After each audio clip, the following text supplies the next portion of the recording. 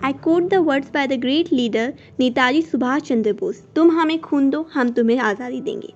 Subhash Chandra Bose was born on January 23, 1897 in Cuttack, Orissa. His father, Janki Nath Bose, was a famous lawyer and his mother, Prabhati Devi, was a pious and religious lady. Subhash Chandra Bose was the ninth child among 14 siblings. Subhash Chandra Bose was a brilliant student right from the childhood. The son of a wealthy and prominent Bengali lawyer, Bose studied at the Presidency College, Kolkata, from which he was expelled in 1916 for nationalist activities, and the Scottish Churches College. He then was sent by his parents to the University of Cambridge in England to prepare for the Indian Civil Service. In 1920, he passed the Civil Service examination, but in April 1921, after hearing of the nationalist turmoil in India, he resigned his candidacy and hurried back to India. Bose joined the non-cooperation movement. Bose was advised by Gandhi to work under Chitta Ranjan Das, a politician in Bengal. There Bose became a youth editor, journalist and commandant of the Bengal Congress Volunteers. Released in 1927, he returned to find Bengal Congress affairs in disarray. After the death of Das, and Bose was elected president of the Bengal Congress. Shortly thereafter, he and Jawaharlal Nehru became the two general secretaries of Indian National Congress. When the civil disobedience movement was started in 1930, Bose was already in detention for his association with an underground revolutionary group, the Bengal Volunteers. Nevertheless, he was elected mayor of Kolkata while in prison. In enforced exile and still ill, he wrote The Indian Struggle 1920 to 1934 and pleaded India's cause with European leaders. He was elected president of Indian National Congress and formed the National Planning Committee. Is going to be free. Our struggle is no doubt a non-violent struggle. But even a non-violent struggle demands an army, an organization, and a machinery. Bis zum Siege weiterzuführen, zu bekräftigen in diesem Kampf, der für Indien ein Kampf Sein oder Nichtsein ist, kann es nur einen Ausgang geben, unseren gemeinsamen Ziel. Lang leben die Dreifachmächte und ihre Verbündeten. Lang lebe das freie Indien. Within the ranks of the Indian National A little more than years after Japanese invasion of Southeast Asia, Bose left Germany, traveling by German and Japanese submarines and by plane, and arrived in May 1943 in Tokyo. On July 4, he assumed leadership of the Indian independence movement in East Asia and proceeded, with Japanese aid and influence, to form a trained army of about 40,000 troops in Japanese occupied Southeast Asia.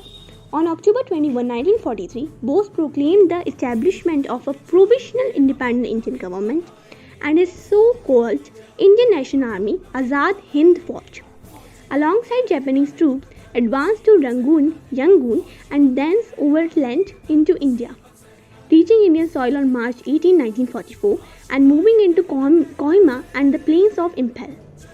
In a stubborn battle, the mixed Indian and Japanese forces lacking Japanese air support were defeated and forced to retreat. The Indian National Army nevertheless for some time succeeded in maintaining its identity as a liberation army based in Burma and then Indonesia. He was the one who gave us the slogan, Delhi Chalo. He is not with us, but his sword, which we have the privilege to receive here today, reminds us of his powerful and beautiful presence. Netaji was truly a symbol of India's bravery. The struggle for India's independence was a long struggle. It was sustained by the sacrifices of millions of Indians, among those who sacrificed their all in this struggle. The name of Netaji Subhash Chandra Bose takes a high place.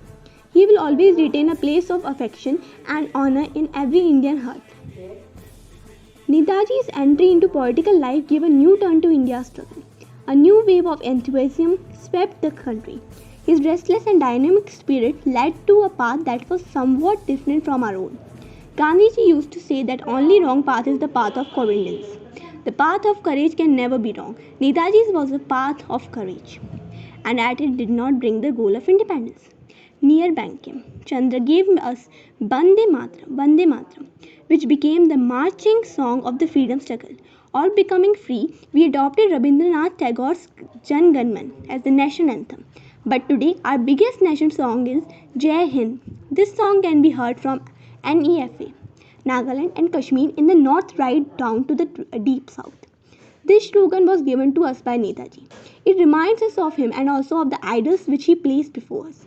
The President and the Vice President in their addresses refer to the need for national unity. Freedom is not given, it is taken. No real change in history has been achieved by discussions. These were some of the quotes by Subhash Chandra Bose. Subhash Chandra Bose reflected a more militant and socialist approach to India's independence movement as compared with Mohandas Gandhi's less combination stretch and more conservative economic. Thank you. Received has exceeded my fondest expectations. I can only say in reply that I feel proud of you.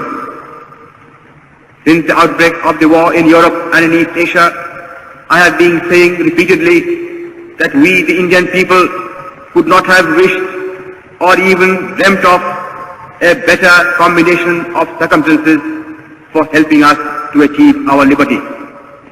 When the world forces are helping us in this way, our task has automatically become very much easier than what it would have been. Good afternoon, everyone. My name is Ashima Bhatt. I am studying in class 9th A. I would like to speak a few lines on Subhash Chandra Bose Jayanti. Many students think of studying abroad and settling abroad, but after reading about Netaji, my views have changed. He was a bright student and also a topper in matriculation examination from Calcutta. He was influenced by the teachings of Swami Vivekananda since childhood and was popular for his patriotic enthusiasm.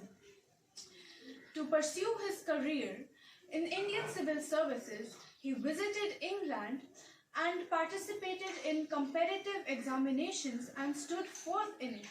However, he soon realized that his true calling lies in the serving of his motherland, and he left a materially rich life and career to travel back to India and dedicate his life to the freedom struggle. Thank you. Good afternoon, everyone. This is Bhavya Singh of 9th A from Birla Shishu, Vihar. Today, I want to express my views about what I learned from Subhash Chandra Bose. This is the future of the country, rests on the shoulders of youth as they are going to eventually become the leaders of tomorrow.